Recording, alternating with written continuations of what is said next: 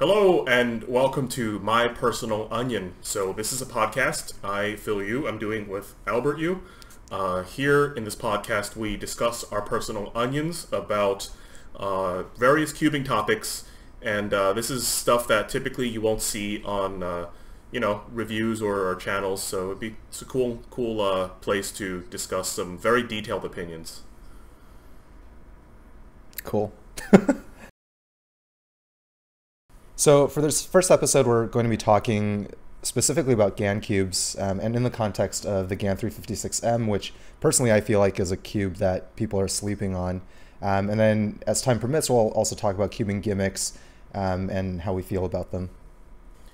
All right, yes. So the GAN 356M, that cube's actually been out for a while now, and I haven't seen too much online literature about it. But I think that might be actually warranted because GAN. Should I start over or no? I just said Jan. So the topic of the GAN 356M is actually a really interesting one because not a lot of people have a lot of literature on the cube online. Like the reviews are a little more sparse, and honestly, I don't blame them too much because GAN has a history of cheaper cubes. And some of these cheaper cubes haven't done really well, like the GAN R and the GAN RS, GAN Air Pro. Have you had any experiences with these cubes? No, so my history with GAN cubes basically was I went from the GAN Air to the SM, and then I basically quit cubing, and then when I came back, the first one that I tried was the XS. Gotcha. So, yeah. As a person in the cubing business, I can attest to certain statistics about these puzzles. Sales of these puzzles were pretty bad, honestly. People were not very happy with them because they were not magnetic, and they were actually kind of expensive. Like some of them were high 30s in price, and I always felt like these puzzles had a butt to it, and it may sound like a silly way to describe a puzzle, but like I mean butt as in B-U-T. Like this puzzle is a flagship, but some concession that makes the puzzle worse, right? Yep. Yeah. So like this is a GAN Air SM, but it doesn't have magnets, right? And then the cube is like $40, and I'm like, okay, well, what's the point, right? So a lot of people have had very questionable experiences with like the R and the GAN Air Pro. And so I think this GAN 356M came at a good time because I think that cube has definitely changed the perception of cheaper GAN cubes by a really considerable margin. And I think part of the reason is we're comparing it to cubes like the XS and the XV2 and all these nicer cubes, right? Yeah, so we're no longer comparing them to the cheap cubes, but we're comparing them to the nicer cubes, and that's where you want to be, right? Compared to the nicer cubes. Yep. It's kind of interesting. I was looking online for some reviews of the 356M, and yeah, as you said, there's very few reviews out there, and it's kind of weird because I'm not really sure why, because at least personally when I use the 356M, I actually like that cube more than a lot of the other GAN cubes that are more expensive. And I'd almost be willing to say that I think for 90% of people who are interested in a GAN cube, that's the one that they should go for, because like the XV2 and the XV1 are good cubes, but they require, I think, more setup for like marginal difference. And really, I think the biggest difference between the X and the 356M is just the speed of the cube. So if you're someone who's not really world class, or if you're someone who just wants a more controllable cube, I actually think the 356M is just overall better. It's also lighter than the XV2. Yes, it's in between the two cubes. Exactly, and so to me, the 356M is basically like top tier, and yeah, I'm very close to using it as a main, and I for sure like it way more than the XS as well. Cool. Yeah, one thing I liked about it was how it just didn't force me to think so much. Like, upon opening a cube with a ton of adjustment features, it just makes me feel like I need to do so much thinking in order to calibrate it correctly, and the GAN 356M was prepared in such a way where, I mean, I changed the nuts from blue to yellow because I got the standard one and not the light one.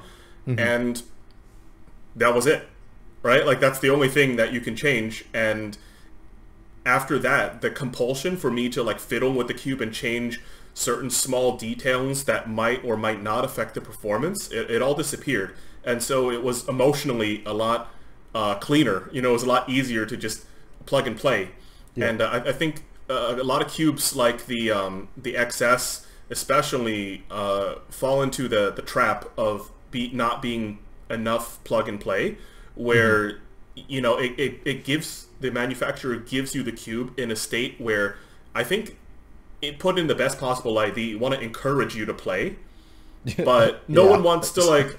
I mean, like maybe it's a generalization to say like no one, but like you know you contort your wrist and like you're trying to make the best possible settings when you just first get the puzzle. People just want to play, right?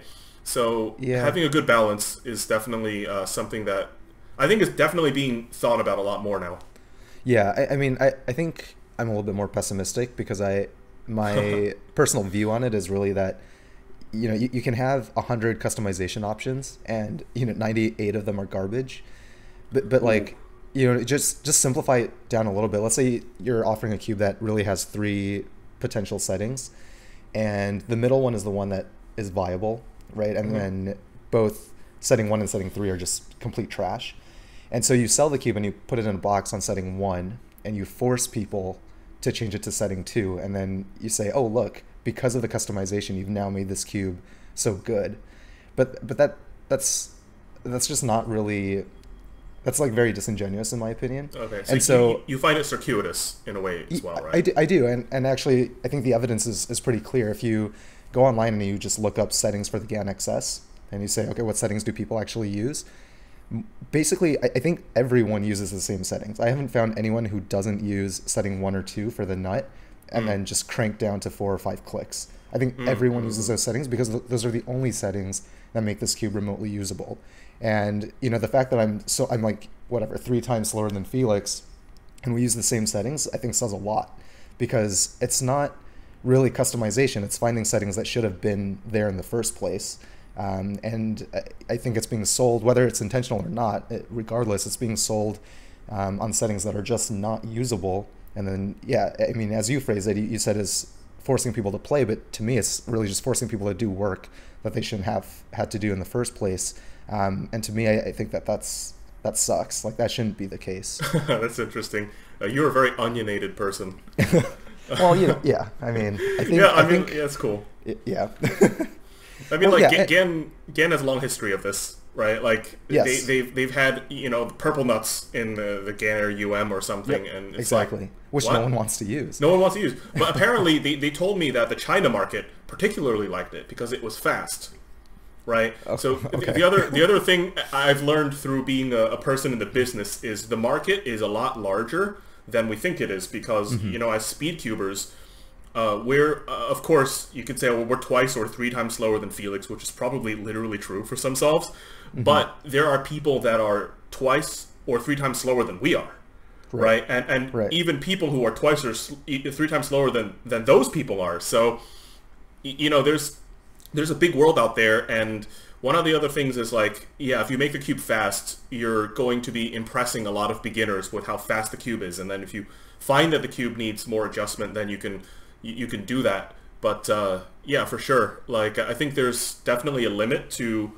how much you can dress up the cube before it feels like, you know, you have too many non-essential settings that are just there, right? And you know, I thought, you know, maybe that's an element of product design, right? Like I'm sure you grew up with a CD player. The CD player has volume settings that go from so quiet that you literally can't hear anything to so loud you blow out your ears if you know you crank it up there. But like it's an element of product design to anticipate the most extreme needs of people just in case. Well, right? okay, yeah, I mean that's a good point though, but counterpoint is that the XS, at least for me personally, didn't have options that I wanted on extreme end, so I ended up ditching the nuts completely and using nuts from a different cube, right? So well, right, I saw that video. Yeah, exactly. And so yeah, like a CD player, yeah, there's a low extreme and a high extreme, and basically everyone's going to be happy in some medium volume setting for a CD player. But then for this XS, there was no setting, even on the tightest setting, and then everything cranked down so that the spring was as stiff as possible.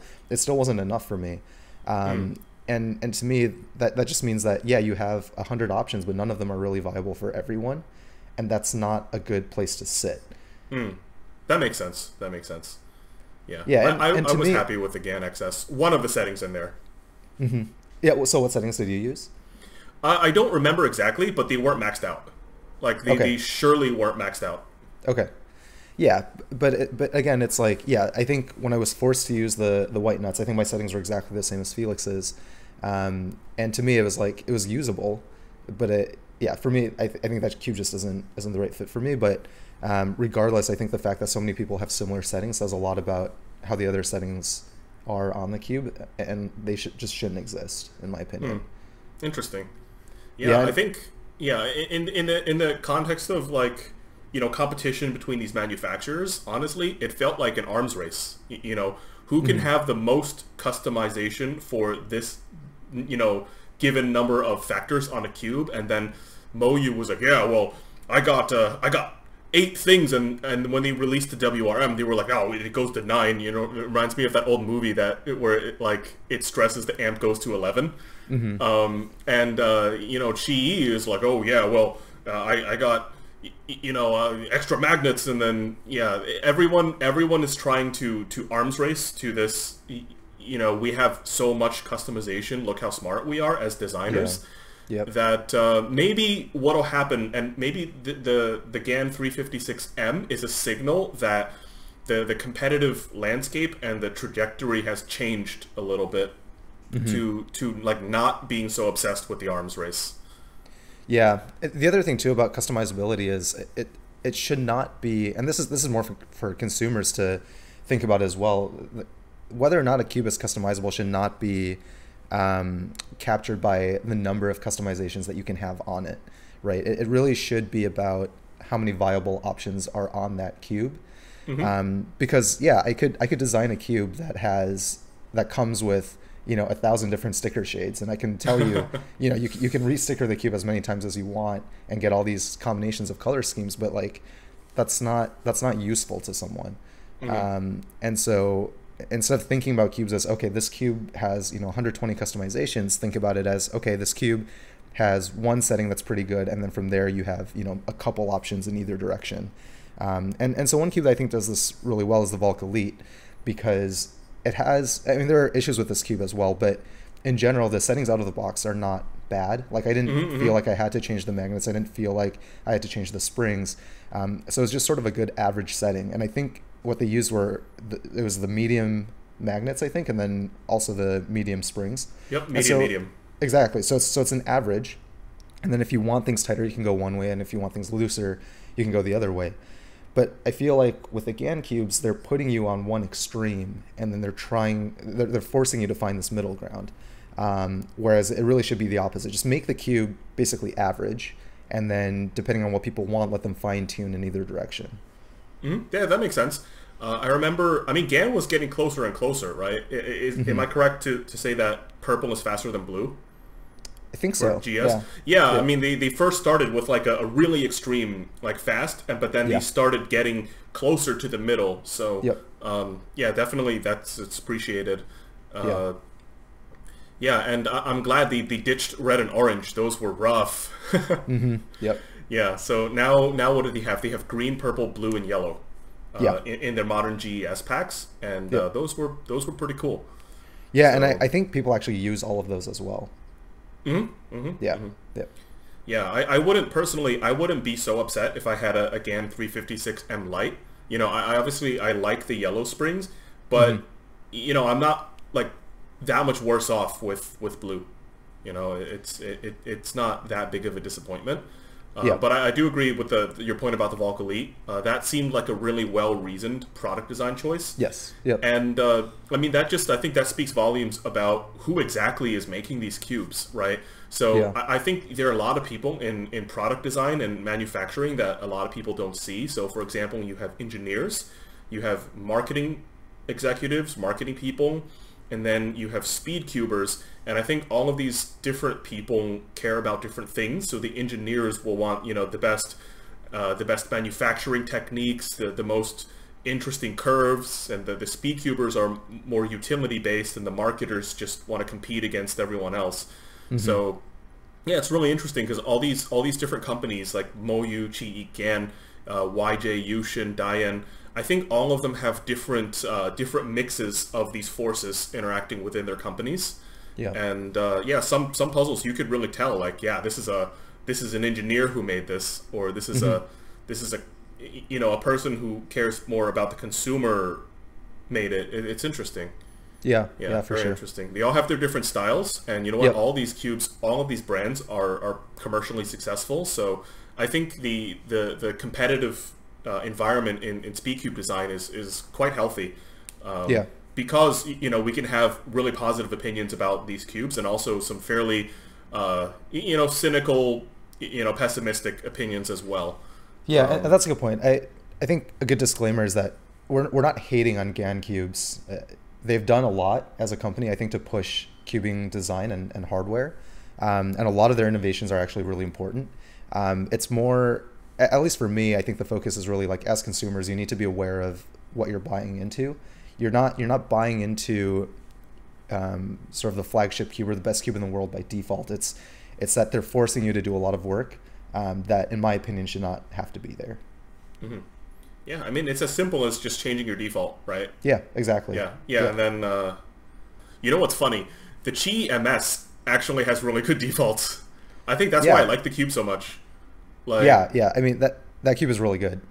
Yeah, it was weird. Like, a lot of people ask me, like, hey, like, what's your deal? Why do you like this when you have so many other things on the table? And I'm like, yeah, it's so straightforward. It's the most plug and play. I only use 2 types of lube in it.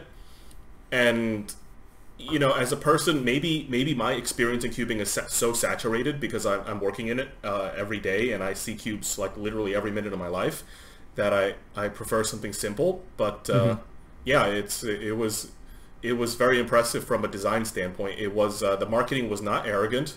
The pricing was quite fair. Actually, I think the pricing might have been too good. I think they would have gotten away with something higher, but you know, whatever. I think interestingly, people would have perceived the cube as being better if it was priced higher as well. Perhaps, yeah. There are a lot of people who judge products based on price, and I think that happens in the GAN context as well, and that happens in the competitive environment in cube manufacturing. Is manufacturers think, okay, like, GAN is up here, and I wanna position myself against GAN because my flagship should be competitive against their flagship. So what do I price? So it becomes a function of the other prices on the market.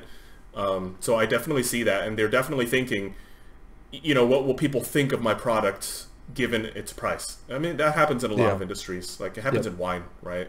Yeah, people perceive expensive wine as tasting better. Yeah, exactly. Yeah, I think the MS is kind of interesting because it sort of goes back to cubing a long time ago when there weren't customizations, right? It was just like, there are multiple options. There are different manufacturers with different cubes, and you just sort of pick the one that you get the best times on.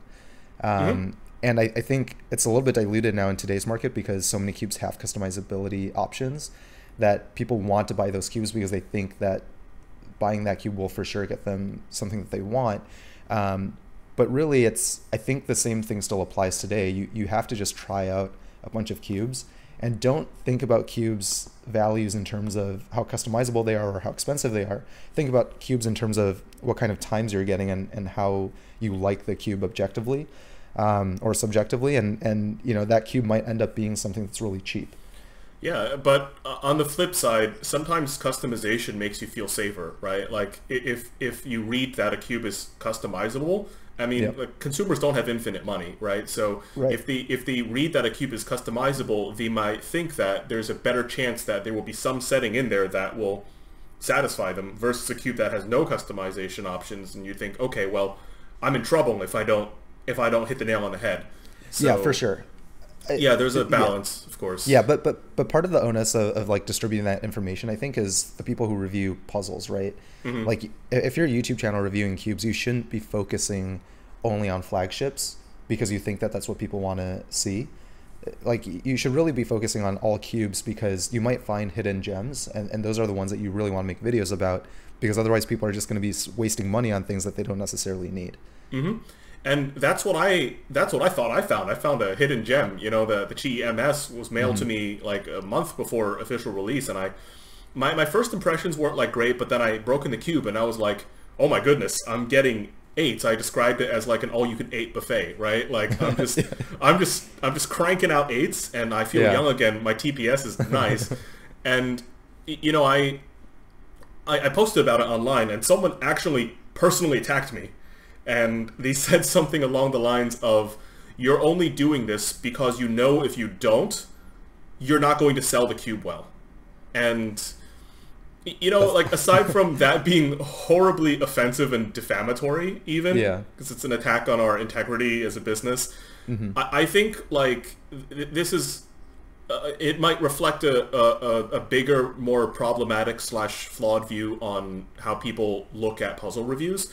You know, I browse around on YouTube and I see some puzzle reviews that are actually quite popular, you know, where the person doing the review doesn't actually show too many solves. They're like, oh yeah, the corner cutting is good. Oh, I can cut backwards. Look at that. Here are the features. Okay, see you later. Subscribe and like comment. You know, and they don't show themselves getting any results, whether it's like good or bad or just anything. Like, people want to see the cube perform in a realistic solving environment. Yeah. You know, and I think it does wonders for credibility if you can do that and tell a person, my results were not good on this cube, so, you know, I cannot say it works for me. I think a lot of people get way too caught up in simply describing the cube and what it does versus how they feel about it. And this is a systemic problem I see in a lot of larger YouTube channels, and I hope that, you know, either they become aware, or other YouTube channels can you know, develop a sharper focus on results. Yeah, it is interesting though, because as someone who's made reviews in the past that weren't favorable for the cube, especially, I think as the cube gets more expensive, there becomes more of a pushback if you say that you don't like a cube that's really expensive and that other people enjoy. So for example, if I were to make a video that said, oh, the XS sucks, which I kind of did, except it was more specific to the tensioning system. It was smarter. It was smarter than that.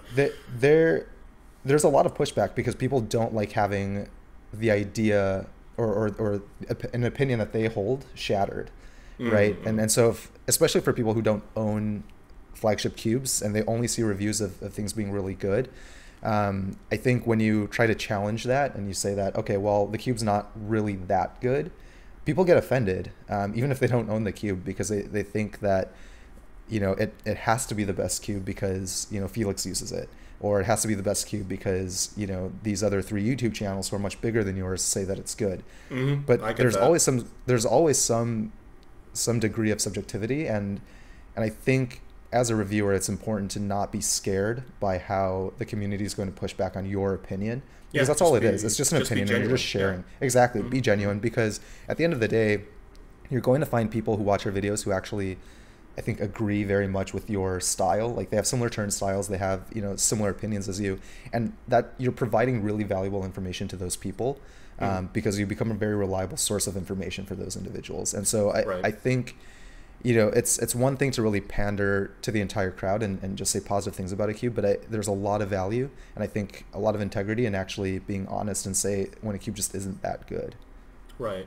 It's funny you commented like about how like people like it because they think that, you know, because Felix uses it, it must be good. Honestly, I don't know how much League you play, but I think Faker and Felix have such a, you know, similar air. He's like, you know, like Faker, he just picks a random champion and he solo kills you, and then he snowballs, takes over the game, and then game is over because he just kills you in like mid lane 5 times.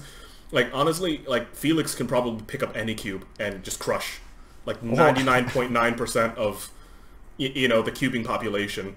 Yes, so, and actually, so he did a video with Laser Monkey, and Laser Monkey was talking to him about setting up the XS and like what settings he uses. And it was kind of an interesting video because at some point Felix was mentioning that he didn't really feel comfortable using new GAN cubes in competition. And he phrased it very, I think, politically, but Yes. you could get the sense that, the cube just wasn't really that mind-blowingly good. Like each new iteration of the GAN cubes was just like maybe marginally better. And he said it took like 2 months for him to get used to it. And to me, Right. that says a lot about really the true performance of the cube. And, it's Felix we're talking about. Like you could give him basically like any cube and he's going to get world-class times, right? So the fact that he did really well with the XS should not really be a testament of the XS. It's really a testament of how good Felix is. And yeah, it just means that the XS is at least as good as, some of the cubes that are older, but I wouldn't say that that makes it the best cube in the world. Yeah, it was also really different, right? The XS was under 70 grams, and I think especially people like Felix, who, I mean, they grew up in the early 2010s, speed cubing on things that were significantly heavier. Yes. Having to swing that much weight around consecutively is an experience that a lot of older cubers have because of the cubes without magnets, and then when you follow through the turn, it has to make sense, and then you have to make the next turn after that. There's a certain logic to it. Yeah. And the GAN XS, when I first got it, it was a little disorienting because it was so light. And from a marketer's perspective, it's like, oh yeah, this MP3 player is lighter. Yeah, excellent. This laptop is lighter. Sick, But like from a cubing perspective, it's it might not be good. It's just different, and I've seen some of my other friends make this comment as well, that the weight is not necessarily, it's not a categorically good aspect of the cube. Yeah. It's just it's a marketing tactic to say, yeah, our engineers are better because we can make a speed cube loaded with features that's lighter than yours. Yep. And for a certain segment of people who like light cubes, oh yeah, now you found your nice light cube.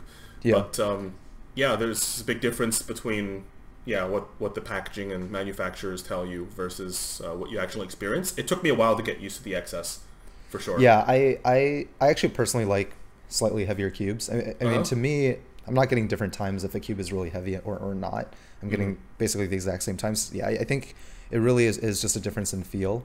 And if you like lighter cubes, then good for you. But if that's not something that you really care about, then just don't really think about that when you buy the cube. Yeah, I mean, for me, like, as long as the cube is not over like 95 grams, I'm chill. It's okay. Yep. Yeah. All right. So in closing, I think we talked a lot about the GAN 356M, which is GAN's latest release in the 3x3 sphere.